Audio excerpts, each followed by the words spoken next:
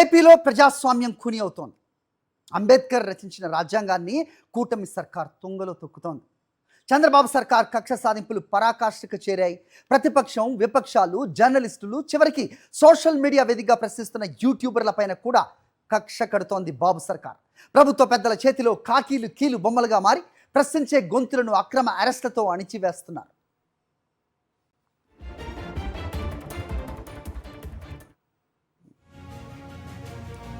Arrest, bail, మళ్ళీ arrest, మళ్ళీ bail, మళ్ళీ అరెస్ట్. ఇవి యూట్యూబర్ ప్రశ్న రావణ్ విషయంలో జరుగుతున్న పరిణామాలు. డిప్యూటీ సీఎం పవన్ కళ్యాణ్ను విమర్శించారనే ఆరోపణలతో యూట్యూబర్ బచ్చలకూరి జోసెఫ్ అలియాస్ ప్రశ్న రావణ్పై అరెస్టుల పర్వం కొనసాగుతోంది. హైదరాబాద్లో ఆయన్ను అరెస్ట్ చేసిన పిఠాపురం పోలీసులు బుధవారం మ్యాజిస్ట్రేట్ ముందు హాజరుపరచగా బెయిల్ మంజూరైంది. అలా బెయిల్ వచ్చిందో లేదో మళ్ళీ అరెస్ట్. 2025 డిసెంబర్లో సర్పవరం పోలీస్ స్టేషన్లో నమోదైన కేసులో రావణ్ను పోలీసులు అదుపులోకి తీసుకున్నారు. ఉద్రిక్త పరిస్థితుల మధ్య పోలీసులు రావణ్ను కాకినాడలోని స్పెషల్ మొబైల్ మ్యాజిస్ట్రేట్ కోర్టుకు తరలించారు. ఈ కేసుకు సంబంధించిన వాదనలు విన్న మ్యాజిస్ట్రేట్ రావణ్కు బెయిల్ మంజూరు చేసింది.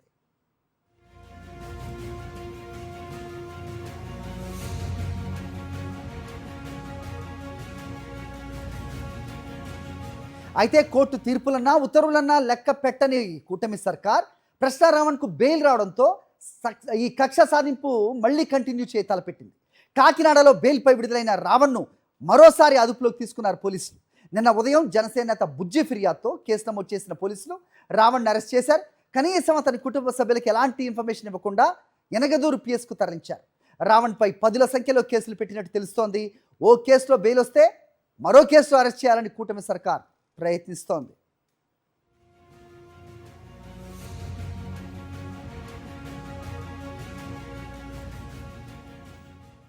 ఇక రావణ్పై దాడికి మచిలీపట్నంలో జనసేన ప్లాన్ చేశారు. రావణ్ ఒంటిపై ఒక్క దెబ్బైనా పడాల్సిందేనంటూ జనసేన గ్రూపుల్లో మెసేజ్లు పెట్టారు ఆ పార్టీ నేతలు. ఇందుకు సంబంధించిన జనసేన నేతల ఆడియో లీక్ వచ్చింది. కాసేపట్లో రావణ్ను వైద్య పరీక్షల కోసం తరలించేందుకు సిద్ధమవుతున్నారు పోలీసులు. ఎనగదూరు పోలీస్ స్టేషన్ పరిసరాల్లో జనసేన నేతలు రెక్కీ జరుపుతున్నారు.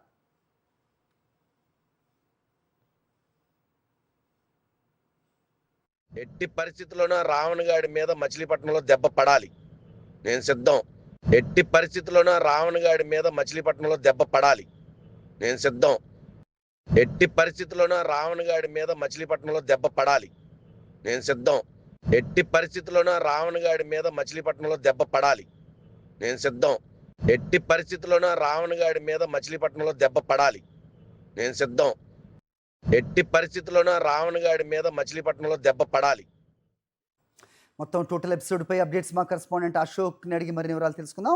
అశోక్, ఇంత బాహాటంగా ప్రజలందరూ గమనిస్తున్నారని కూడా లేకుండా ఏంటి కక్ష సాధింపు చర్యలు?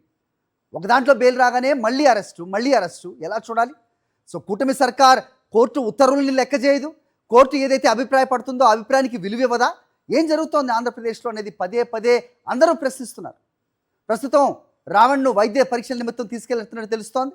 మరోవైపు రెక్కి కూడా చేస్తున్నట్టుగా జనసేన నేతలు మనకి ఆడియో లీకులు కూడా వస్తున్నాయి.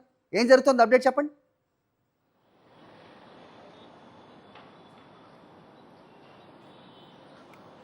హరి, గడిచిన 3 రోజులుగా చూస్తే కనుక రావణ్ విషయంలో జరుగుతున్న పరిణామాలన్నీ కూడా చూస్తే కనుక కోర్టు ఆదేశాలంటే ప్రభుత్వానికి ఏమాత్రం లెక్కలేదు. అలాగే పోలీసులు కూడా ఈ ఏదైతే రెడ్ బుక్ రాజ్యాంగాన్ని అమలు చేస్తున్నారని చాలా స్పష్టంగా తెలుస్తుంది.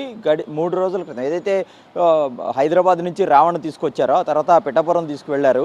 అక్కడ బెయిల్ రాగానే వెంటనే సర్పవరం పోలీసులు అతన్ని అరెస్ట్ చేసిన పరిస్థితి. అక్కడ బెయిల్ రావడంతో రాత్రి మచిలీపట్నంలోని ఎనగదురు పోలీస్ స్టేషన్కు తరలించిన పరిస్థితి కనబడుతుంది. మరోవైపు ఎక్కడికక్కడ ప్రతి స్టేషన్ దగ్గర కూడా రావణ్పై దాడికి జనసేన కార్యకర్తలు ప్లాన్ చేస్తున్నారు. మనం పిఠాపురం సర్పవరంలో కూడా చూసాము. ఇప్పుడు అదే పరిస్థితిని మచిలీపట్నంలో కూడా రిపీట్ చేయాలనేది చూస్తున్నారు.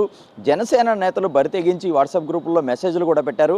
ఖచ్చితంగా మచిలీపట్నంలో రావణ్ మీద ఒక్క దెబ్బైనా పడాలంటూ కూడా వాళ్ళు ప్రత్యేకంగా జనసేన పార్టీ కార్యకర్తలందరికీ కూడా వాట్సాప్ గ్రూపుల్లో ఏదైతే ఆదేశాలు కూడా ఇచ్చిన పరిస్థితి కనిపిస్తుంది. ఇక మనం ప్రస్తుతం ఎనగదురు పోలీస్ స్టేషన్ దగ్గర పరిస్థితి చూస్తే కనుక ఇప్పటికే జనసేన కార్యకర్తలు వారు అనుకున్న ప్లాన్ ప్రకారం పెద్ద ఎత్తున అక్కడికి చేరుకుంటున్నారు. పోలీసులు కూడా భారీగా మోహరించినప్పటికీ కూడా కొంతమంది జనసేన కార్యకర్తలు అక్కడికి వచ్చినప్పుడు వారిని అక్కడి నుంచి తరిమి కొట్టకుండా పోలీసులు కూడా వారిని బొజ్జగిస్తూ బ్రతిమలాడుతున్న పరిస్థితి కూడా కనిపిస్తుంది. జనసేన కార్యకర్తలు చాలా పక్కగా పథకం వేసి ఈసారి ఈ మచిలీపట్నంలో కూడా రావణ్ మీద దాడి చేయాలని చాలా ప్రీప్లాన్డ్గా వాళ్ళు పథకం చేసుకున్నారు. దానికి సంబంధించిన ఆడియో కూడా లీక్ అయింది. కానీ పోలీసులు మాత్రం ఎక్కడ చూసినా ఉదాసీనంగానే వ్యవహరిస్తున్నారని చెప్పుకోవచ్చు. జనసేన కార్యకర్తలు ఇంత స్థాయిలో దాడికి ప్లాన్ చేసినప్పుడు కూడా కనీసం అటు పిఠాపురం సర్పవరంలో ఎలాగైతే సరిగా రక్షణ కల్పించలేని పరిస్థితులు ఉన్నాయో ఇప్పుడు మచిలీపట్నంలో కూడా అలాంటి పరిస్థితులే కనిపిస్తుందని చెప్పుకోవచ్చు. మరి కొద్దిసేపట్లోనే యనగుదురు పోలీస్ స్టేషన్ నుంచి వైద్య పరీక్షల నిమిత్తం రావణ్ను తరలించేందుకైతే పోలీసులు సిద్ధమవుతున్నారు. ఈ క్రమంలో జనసేన కార్యకర్తలు ఇప్పుడు ఒక్కొక్కరికి అక్కడికి భారీగా చేరుకుంటున్నారు. చాలామంది ఆ చుట్టుపక్కల పరిసరాలు కూడా రెక్కి నిర్వహించిన పరిస్థితి. దీంతో ఇప్పుడు అక్కడ ఒక ఉద్రిక్తకరమైన వాతావరణం అయితే కూడా నెలకొందని చెప్పుకోవచ్చు.